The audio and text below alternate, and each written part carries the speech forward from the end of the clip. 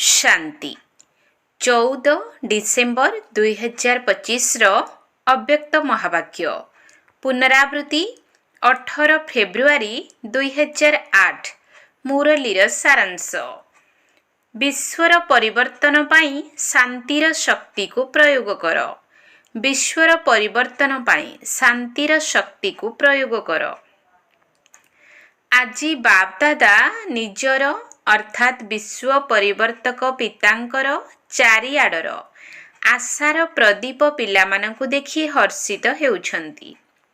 बाप दादा जानिछंती जे पिलामानंकर बाप दादांक सहित अति अति अति स्नेह रहिछि एवं बाप दादांकर मध्य प्रत्येक संतान प्रति पदम गुणा ठारू मध्य अधिक स्नेह अछि।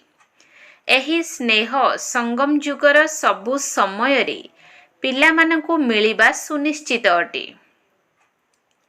बाप दादा जानिछंती जे समय जेते जेते पाखे आसुछि सेही अनुसारे प्रत्येक संतानर हृदय रे एही संकल्प बा एही उमंग उत्साह निश्चित रहिछि जे एबे किछि ना किछि करिबाकु ही हेबो।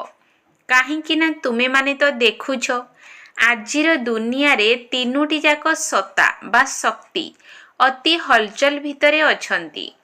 चाहे धर्म सत्ता हेउ बा राज्य सत्ता हेउ बा विज्ञान सत्ता हेउ, काहेकि ना विज्ञान मध्य प्रकृति को यथार्थ रूपरे चलाई पारु नाही।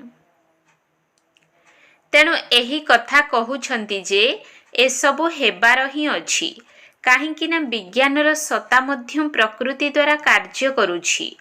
तेणु विज्ञानर साधन गुड़िक थाई मध्य बहुत चेष्टा करुथिले मध्य प्रकृति एबे नियंत्रण भितरे नाही एवं आगको गले प्रकृतिर एही सबु खेल गुड़िक आहुरी अधिक बढ़ी बढ़ी चलिबो।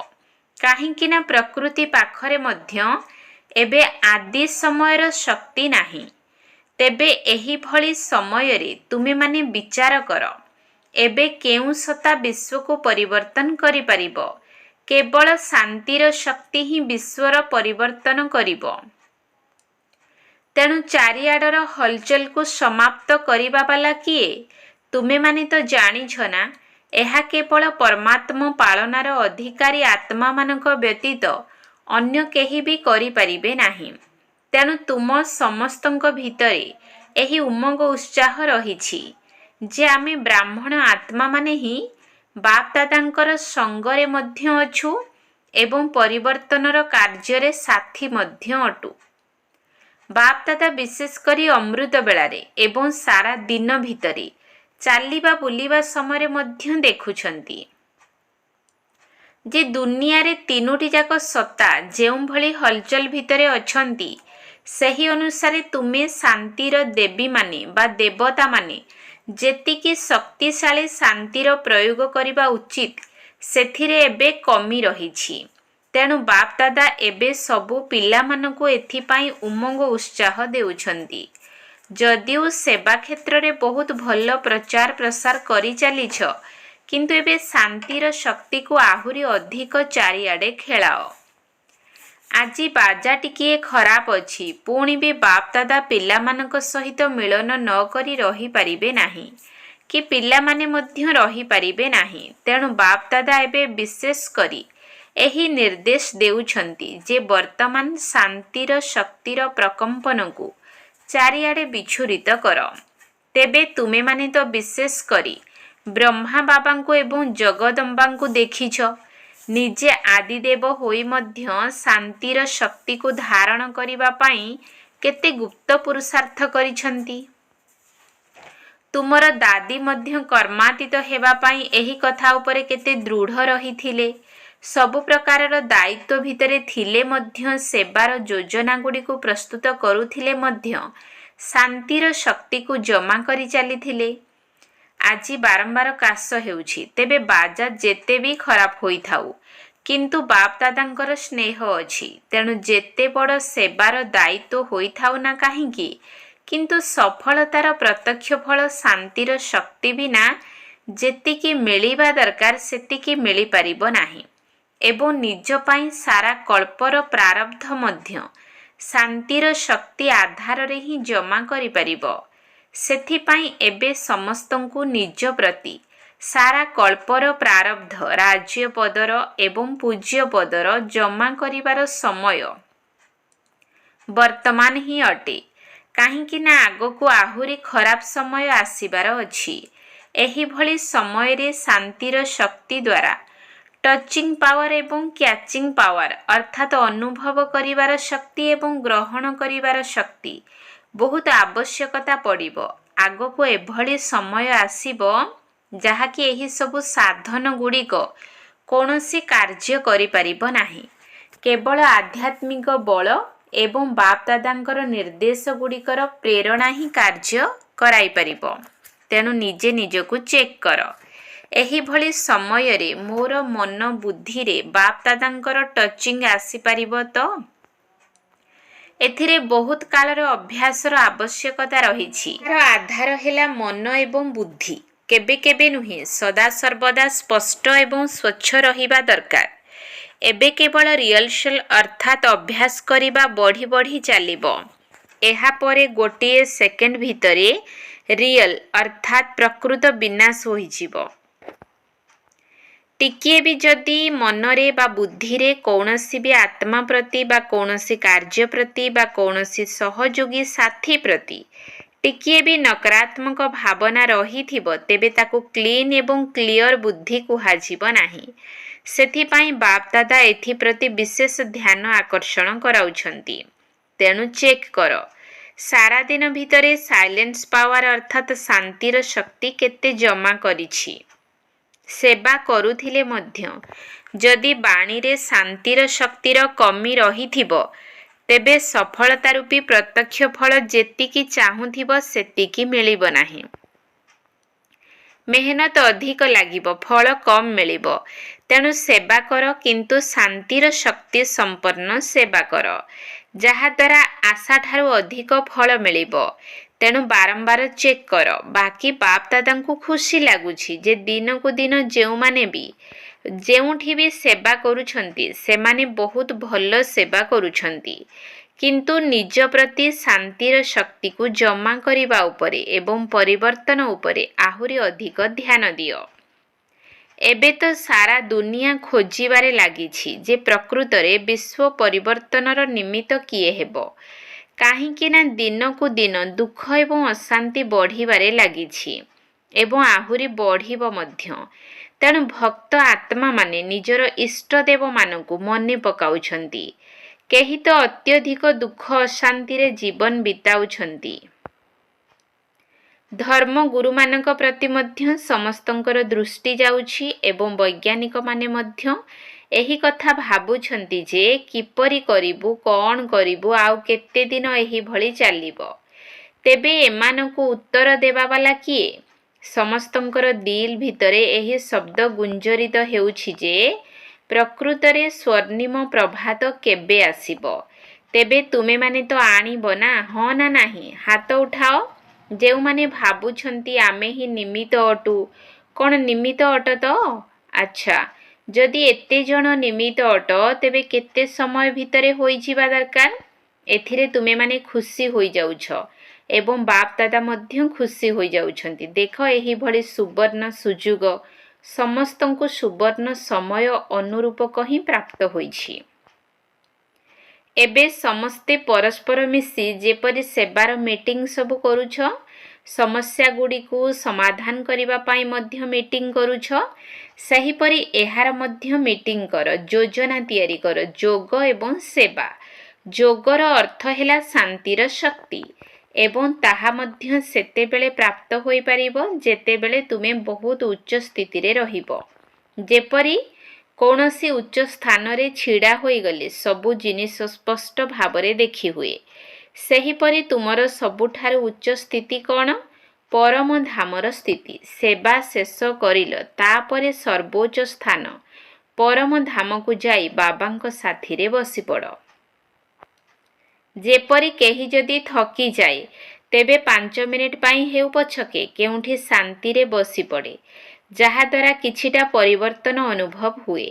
ସେହିପରି ତୁମେମାନେ ମଧ୍ୟ ମଝିରେ ମଝିରେ ବାବାଙ୍କ ପାଖକୁ ଯାଇ ବସିପଡ଼ ଏବଂ ଆଉ ଗୋଟିଏ ଉଚ୍ଚ ସ୍ଥାନ ହେଲା ସୃଷ୍ଟିଚକ୍ରକୁ ଦେଖ ଏବଂ ସୃଷ୍ଟିଚକ୍ରରେ ମଧ୍ୟ ସର୍ବୋଚ୍ଚ ସ୍ଥାନ କ'ଣ? ଘଡ଼ିର କଣ୍ଟାକୁ ସଙ୍ଗମ ଯୁଗରେ ହିଁ ସର୍ବୋଚ୍ଚ ଦେଖାଉଛ ନା? ତେଣୁ ତଳକୁ ଆସିଲ, ସେବା କରିଲ, ପୁଣି ଉଚ୍ଚ ସ୍ଥାନକୁ ଚାଲିଗଲ। ଏବେ ବୁଝିଲ ତ କ'ଣ କରିବ? ସମୟ ତୁମକୁ ଡାକୁଛି ନା ତୁମେମାନେ ସମୟକୁ ପାଖକୁ ଆଣୁଛ? ସମୟର ମଧ୍ୟ ରଚୟିତା କିଏ? ତେଣୁ ପରସ୍ପର ଭିତରେ ଏହିଭଳି ଯୋଜନା କର। ଆଚ୍ଛା, ପିଲାମାନେ କହିଲେ ଆସିବାକୁ ହିଁ ପଡ଼ିବ, ତେଣୁ ବାବା କହିଲେ ହଁ ଜି। ଏହିଭଳି ପରସ୍ପରର କଥାକୁ, ସ୍ୱଭାବକୁ, ମନୋବୃତ୍ତିକୁ ବୁଝି ହଁ ଜି କରିବା ଦ୍ୱାରା ସଂଗଠନର ଶକ୍ତି ଶାନ୍ତିର ଜ୍ୱାଳା ପ୍ରକଟ କରିବ। ଜ୍ୱାଳାମୁଖୀ ଦେଖିଛ ନା? ସେହିପରି ସଂଗଠନର ଶକ୍ତି ମଧ୍ୟ ଶାନ୍ତିର ଜ୍ୱାଳା ପ୍ରକଟ କରିବ। ଆଚ୍ଛା, ମହାରାଷ୍ଟ୍ର, ଆନ୍ଧ୍ରପ୍ରଦେଶ, ମୁମ୍ବାଇର ସେବା ପାଳି।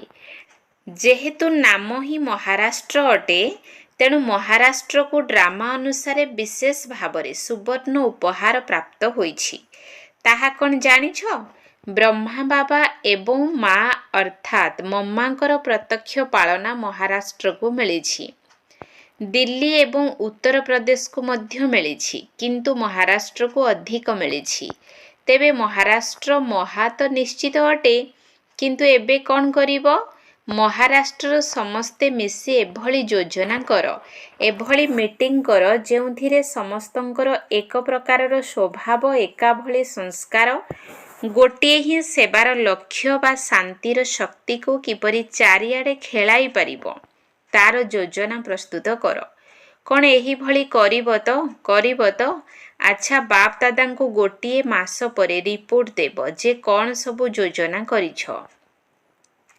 ତୁମମାନଙ୍କର ଏହିଭଳି ବାର୍ତ୍ତାଳାପ ଆଧାରରେ ଅନ୍ୟମାନେ ମଧ୍ୟ ଯୋଡ଼ି ହେବେ, କାରଣ ଭିନ୍ନ ଭିନ୍ନ ଜୋନ୍ ସବୁ ଅଛନ୍ତି ନା, ତେଣୁ ସେମାନେ ମଧ୍ୟ ସେବାରେ ବୃଦ୍ଧି କରି ଚାଲିବେ।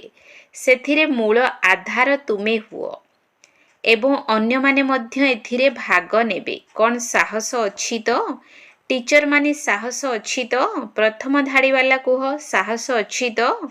ସଂସ୍କାର ମିଳନର ରାସ କେଉଁ ଜୋନ୍ କରିବ? ଶୁଭ ଦୃଷ୍ଟି, ଶୁଭ ବୃତ୍ତି, ଶୁଭ କୃତି କିପରି ହେବ? ଏହାକୁ ଆଉ କେଉଁ ଜୋନ୍ କରୁ?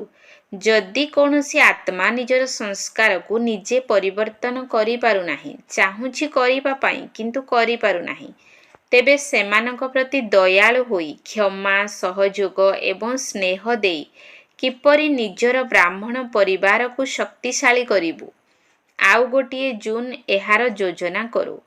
କ'ଣ ଏହା ହୋଇପାରିବ ତ? ହୋଇପାରିବ? ପ୍ରଥମ ଧାଡ଼ିବାଲା କୁହ, ହୋଇପାରିବ? ହାତ ଉଠାଅ, ହୋଇପାରିବ? କାହିଁକି ନା ପ୍ରଥମ ଧାଡ଼ିରେ ସବୁ ମହାରଥୀମାନେ ବସିଛନ୍ତି। ଏବେ ବାପ ଦାଦା ନାମ ଶୁଣାଉନାହାନ୍ତି। ପ୍ରତ୍ୟେକ ଜୋନ୍କୁ ଯାହା ଭଲ ଲାଗୁଛି ତାକୁ ନିଜ ଭିତରେ କଥାବାର୍ତ୍ତା ହୋଇ ଶିବରାତ୍ରି ପରେ ଗୋଟିଏ ମାସ ସମୟ ନେଇ ଫଳାଫଳ ଶୁଣାଅ। ମହାରାଷ୍ଟ୍ର ଅଟେ ନା, ତେଣୁ ବହୁତ ଭଲ ଜୋନ୍ ଅଟେ। ବୃଦ୍ଧି ତ ସବୁ ଜାଗାରେ ହେଉଛି, ସେଥିପାଇଁ ମଧ୍ୟ ବାପ ଦାଦା ଅଭିନନ୍ଦନ ଦେଉଛନ୍ତି। ଅଭିନନ୍ଦନ, ଅଭିନନ୍ଦନ। ଏବେ ଯାହା ସବୁ କରି ଆସିଛ ସେଥିପାଇଁ ତ ଅଭିନନ୍ଦନ ଦିଆଯାଉଛି, କିନ୍ତୁ ଏବେ କ୍ୱାଲିଟି ବାଲା ଆତ୍ମାମାନଙ୍କର ବୃଦ୍ଧି କର। ତେବେ କ୍ୱାଲିଟିର ଅର୍ଥ ଏହା ନୁହେଁ ଯେ ବହୁତ ଧନୀ ହୋଇଥିବ। କ୍ୱାଲିଟିର ଅର୍ଥ ହେଲା ଯୋଗକୁ ନିୟମ ଅନୁସାରେ ନିଜ ଜୀବନରେ ଦୃଷ୍ଟାନ୍ତ ହୋଇ ଦେଖାଉଥିବ। ବାକି ମାଇକ ଏବଂ ୱାରିସ ଆତ୍ମାର ଲକ୍ଷଣ ତ ତୁମେମାନେ ଜାଣିଛ। ସେମାନେ ନିଶ୍ଚୟ ବୁଦ୍ଧି ଏବଂ ନିଶ୍ଚିନ୍ତ ଆତ୍ମା ହୋଇଥିବେ। ଆଚ୍ଛା, ଡବଲ ବିଦେଶୀମାନଙ୍କ ଭିତରୁ ଯୁଗଳ ଏବଂ କୁମାରୀମାନଙ୍କର ବିଶେଷ ଯୋଗ ତପସ୍ୟାର କାର୍ଯ୍ୟକ୍ରମ ରଖାଯାଇଥିଲା। ଏମାନେ ସବୁ ବିଶେଷ ଧରଣର ଚିହ୍ନ ଲଗାଇ ବସିଛନ୍ତି। ଭଲ ଦେଖାଯାଉଛି। କୁମାରୀମାନେ ପଛ ଆଡ଼କୁ ବୁଲି ପଡ଼, ଯାହାକି ସମସ୍ତେ ଦେଖିପାରିବେ। ପୁରା ବୁଲିଯାଅ, ବହୁତ ଭଲ। ଏମିତି ତ ସମସ୍ତେ ଭାଗ୍ୟବାନ ଅଟ, କିନ୍ତୁ କୁମାରୀମାନେ ଡବଲ ଭାଗ୍ୟବାନ ଅଟନ୍ତି। କାହିଁକି ଜାଣିଛ? ଏମିତି ବି କୁମାରୀମାନେ ମଧ୍ୟ ଭାଗ୍ୟବାନ ଅଟନ୍ତି, କିନ୍ତୁ କୁମାରୀମାନେ ଯଦି ନିଜର କୁମାରୀ ଜୀବନରେ ଅମର ହୋଇ ରହିଯାଆନ୍ତି, ତେବେ ସେମାନଙ୍କୁ ବାପ ଦାଦାଙ୍କର ଗୁରୁ ଭାଇ ହେବାର ଆସନ ମିଳିଯାଏ। ଏମିତି ତ ବସିବା ପାଇଁ ଆସନ ତ ସମସ୍ତଙ୍କୁ ମିଳିଛି, କିନ୍ତୁ ଗୁରୁର ଆସନ ହେଲା ଯାହା ଉପରେ ବସି ମୁରଲି ଶୁଣାଇଥାନ୍ତି, ଟିଚର ହୋଇ ଶିକ୍ଷା ଦେଉଛ। ସେଥିପାଇଁ ବାପଦାଦା କହୁଛନ୍ତି କୁମାରୀମାନେ ଡବଲ ଭାଗ୍ୟବାନ ଅଟନ୍ତି। ତେବେ ତୁମେମାନେ ନିଜର 21 ଜନ୍ମ ତ ଉଦ୍ଧାର କରିଦେଇଛ, କିନ୍ତୁ ଅନ୍ୟ ଯେଉଁମାନଙ୍କ ପାଇଁ ନିମିତ୍ତ ହୋଇଛ ସେମାନଙ୍କର ମଧ୍ୟ 21 ଜନ୍ମ ଉଦ୍ଧାର ହୋଇଯାଉଛି। ତେବେ ଏହିଭଳି କୁମାରୀ ଅଟ ନା? କ'ଣ ଏହିଭଳି ଅଟ ତ? ଯେଉଁମାନେ କିଛି କିଛି କଞ୍ଚା ଅଛନ୍ତି ସେମାନେ ହାତ ଉଠାଅ। ତେବେ ସମସ୍ତେ ପକ୍କା ଅଟ? କ'ଣ ଦାଦୀମାନେ ଦେଖୁଛ ତ? ଏମାନେ ପକ୍କା କୁମାରୀ ଅଟନ୍ତି, ପକ୍କା ଅଟନ୍ତି ତ? ନ୍ୟୁୟର୍କର ମୋହିନୀ ଭଉଣୀଙ୍କୁ କୁହ, ଏମାନେ ପକ୍କା ଅଟନ୍ତି ତ? ଏହି କୁମାରୀମାନଙ୍କର ଗ୍ରୁପ ପକ୍କା ଅଟେ ତ? ଏମାନଙ୍କର ସବୁ ଟିଚର କିଏ? ମୀରା ଭଉଣୀ। ଯଦି ପକ୍କା ଅଟ ତେବେ ତାଳି ବଜାଅ। ବାପ ଦାଦାଙ୍କୁ ମଧ୍ୟ ଖୁସି ଲାଗୁଛି। ଆଚ୍ଛା, କୁମାରୀମାନଙ୍କର ଏହା ଅଷ୍ଟମ କାର୍ଯ୍ୟକ୍ରମ। ଏମାନଙ୍କର ବିଷୟ ଥିଲା ନିଜର ପଣିଆର ଅନୁଭବ। ତେବେ 30ଟି ଦେଶରୁ 80 ଜଣ କୁମାରୀ ଆସିଛନ୍ତି। ସମସ୍ତେ ଆପଣାର ପଣିଆର ଅନୁଭବ ବହୁତ ଭଲ କରିଛନ୍ତି, ସେଥିପାଇଁ ଅଭିନନ୍ଦନ। ତେବେ ଏମାନେ ତ ହେଲେ କୁମାରୀ, କିନ୍ତୁ ତୁମେ ସବୁ କିଏ? ତୁମେମାନେ କୁହ। ଏମାନେ ହେଲେ କୁମାରୀ, କିନ୍ତୁ ଆମେ ହେଲୁ ବ୍ରହ୍ମା କୁମାର ଏବଂ ବ୍ରହ୍ମା କୁମାରୀ। ତେଣୁ ତୁମେମାନେ ମଧ୍ୟ କମ୍ ନୁହେଁ। ଏହା କୁମାରମାନଙ୍କର ଗ୍ରୁପ ଅଟେ, ମିଶାମିଶି ଗ୍ରୁପ, ବହୁତ ଭଲ। ତେବେ ଯୁଗଳମାନଙ୍କ ଭିତରେ କେଉଁ ନିଶା ଅଛି? ଅଧିକ ନିଶା କ'ଣ ଅଛି ଜାଣିଛ? ଯେବେଠାରୁ ଘର ଗୃହସ୍ଥବାଲା ଏହି ଜ୍ଞାନକୁ ଧାରଣ କରିବାକୁ ଲାଗିଗଲେଣି, ସେବେଠାରୁ ଅଧିକାଂଶ ଲୋକମାନଙ୍କ ଭିତରେ ଏବେ ସାହସ ଆସିଲାଣି ଯେ ଆମେ ବି କରିପାରିବୁ। ପୂର୍ବରୁ ଭାବୁଥିଲେ ଯେ ବ୍ରହ୍ମାକୁମାରୀ ହେବା ଅର୍ଥ ସବୁକିଛି ଛାଡ଼ିଦେବା, କିନ୍ତୁ ଏବେ ଭାବୁଛନ୍ତି ବ୍ରହ୍ମା କୁମାର କୁମାରୀ ହୋଇ ମଧ୍ୟ ପରିବାର ଏବଂ ଗୃହସ୍ଥ ବ୍ୟବହାର ସବୁକିଛି ଚାଲିପାରିବ। ଏହାଛଡ଼ା ଯୁଗଳମାନଙ୍କର ଆଉ ଗୋଟିଏ ବିଶେଷତା ମଧ୍ୟ ଅଛି। ସେମାନେ ମହାତ୍ମାମାନଙ୍କୁ ମଧ୍ୟ ଚ୍ୟାଲେଞ୍ଜ କରୁଛନ୍ତି ଯେ ଆମେ ଏକାଠି ରହି ମଧ୍ୟ କର୍ମଧନ୍ଦା କରି ମଧ୍ୟ ଆମର ପରମାର୍ଥ ଶ୍ରେଷ୍ଠ ଅଟେ। ତେଣୁ ବିଜୟୀ ଅଟୁ। ଏହିଭଳି ବିଜୟୀ ହେବାର ସାହସ ଭରିବାର କାମ ଯୁଗଳମାନଙ୍କର ଅଟେ। ସେଥିପାଇଁ ବାପଦାଦା ଯୁଗଳମାନଙ୍କୁ ମଧ୍ୟ ଅଭିନନ୍ଦନ ଦେଉଛନ୍ତି। ଠିକ୍ କଥା ନା? ଚ୍ୟାଲେଞ୍ଜ କରିବା ବାଲା ଅଟ ନା? ପକ୍କା ତ?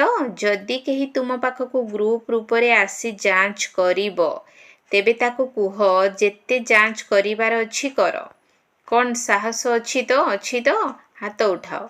ଆଚ୍ଛା, ବାପଦାଦା ସବୁବେଳେ ଡବଲ ବିଦେଶୀମାନଙ୍କୁ ସାହସୀ ମନେ କରିଥାନ୍ତି।